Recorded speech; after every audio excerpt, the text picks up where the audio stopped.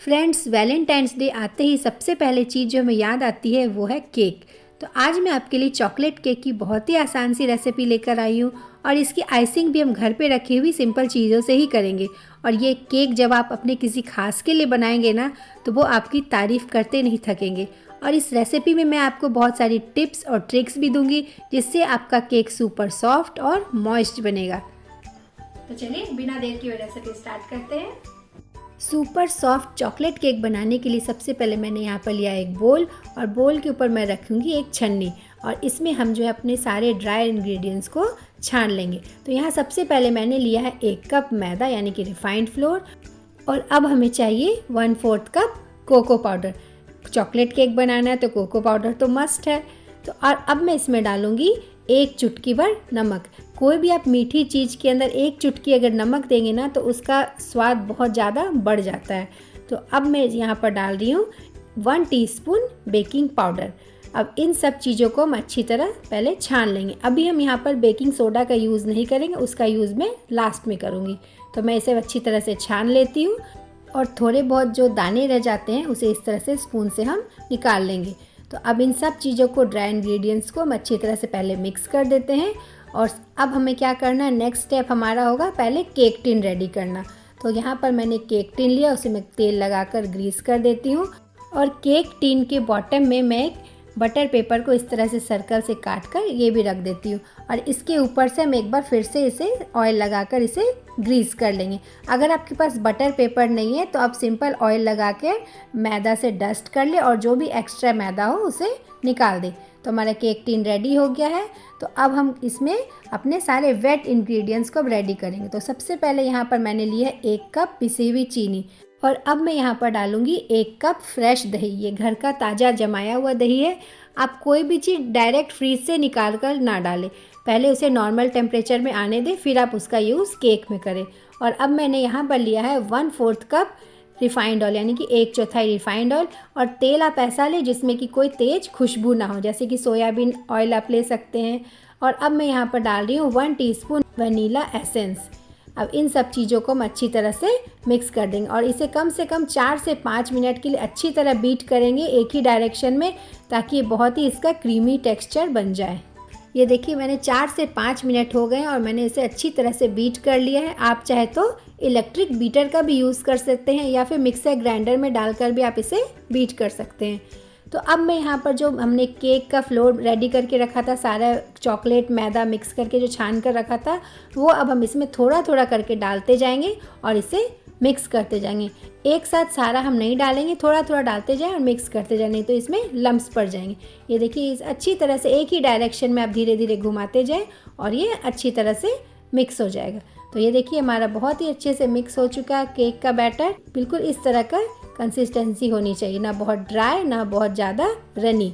तो अब मैं यहाँ पर केक को बहुत ज़्यादा स्पंजी बनाने के लिए खास ट्रिक यूज़ कर रही हूँ। यहाँ पर मैं डाल रही हूँ 1 टीस्पून लेमन जूस यानी कि नींबू का रस। और यहाँ पर हम सिरका का यूज़ नहीं करेंगे क्योंकि सिरका का टेस्ट थोड़ा अलग सा होता है, नींबू का टेस्ट बहुत अच्छा आता है केक में। और अब मैं इसके ऊपर डाल रही हूँ 1/2 टीस्पून बेकिंग सोडा और थोड़ा सा पानी। नींबू के रस के ऊपर जैसे हम सोडा डालेंगे तो सोडा एक्टिव हो जाएगा। और अब हम इसे फटाफट से मिक्स कर लेते हैं, बिल्कुल हल्के हाथ से हमें इसे मिक्स करना है, हमें इसे ओवर मिक्स नहीं करना है, नहीं तो ये जितने भी इसके बबल्स बने हैं बेकिंग सोडा डालने के बाद वो सारा निकल जाएगा। अब मैं बिना देर किए फटाफट से जो हमने बैटर रेडी किया है उसको केक टिन में ट्रांसफ़र कर लेते हैं। और ये देखिए मैंने सारा डाल लिया है और मैंने यहाँ केक को बेक करने के लिए एक कढ़ाई पहले से गरम करके रख दी है। कढ़ाई हमारी बहुत अच्छे से गरम हो चुकी है और कढ़ाई में मैंने एक रिंग रख दी है और इसके ऊपर इसका जो होल होता है ढक्कन में, तो उसे मैंने एक फॉइल पेपर से कवर कर दिया। आप चाहे तो इसे माइक्रोवेव में भी बेक कर सकते हैं। और अब मैं इसे बहुत ही केयरफुली इसके ऊपर रख देती हूँ। अगर आपके पास कोई रिंग नहीं है तो आप कोई छोटी कटोरी भी रख सकते हैं। तो अभी हमें 1 मिनट के लिए इसे हाई फ्लेम पर रखना है और उसके बाद 1 मिनट के बाद इसका फ्लेम बिल्कुल लो कर देना है। और हमें इसे कम से कम 40 से 45 मिनट के लिए इसे लो फ्लेम पर बेक करना है। तो पहले हम 10 मिनट के लिए इसे बेक करके चेक करेंगे कि हमारा केक राइज़ हो रहा है या नहीं। तो 10 मिनट हो चुके, अब मैं चेक कर लेती हूँ। तो ये देखिए धीरे धीरे केक हमारा ऊपर आ चुका है। अगर आपको लगे कि 10 मिनट के बाद भी केक राइज़ नहीं हो रहा है तो आप गैस का फ्लेम थोड़ा सा तेज़ कर दें।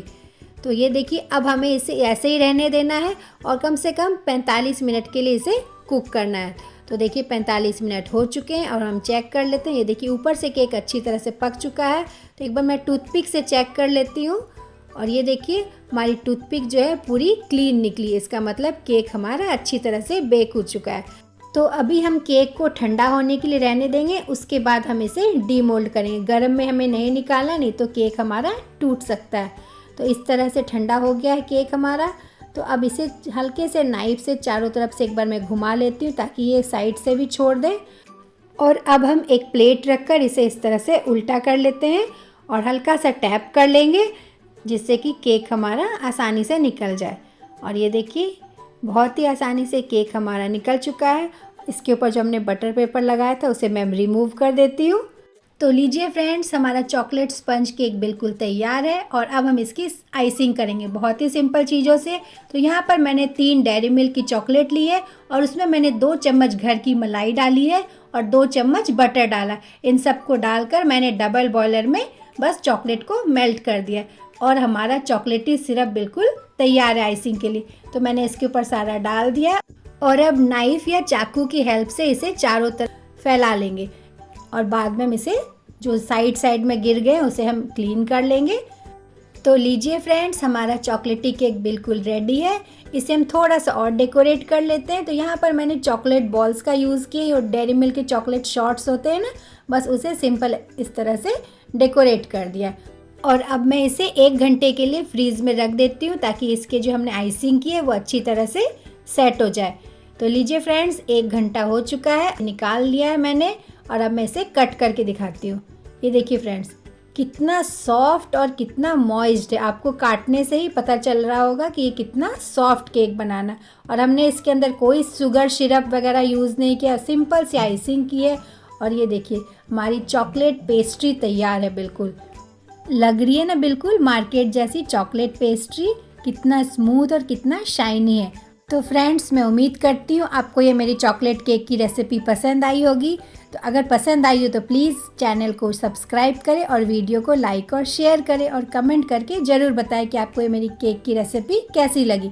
और अब आप भी बिना देर किए अपने किसी खास बिलव्ड वन के लिए जाइए और ये केक बनाकर उनका दिल खुश कर दीजिए। तो फ्रेंड्स, कुछ खास टिप्स और ट्रिक्स के साथ आप भी ये सिंपल सा केक बना सकते हैं। तो आज के लिए बस इतना ही। मिलते हैं नए वीडियो में नई रेसिपी के साथ। Till then bye bye, take care and thank you. Happy Valentine's day to all of you.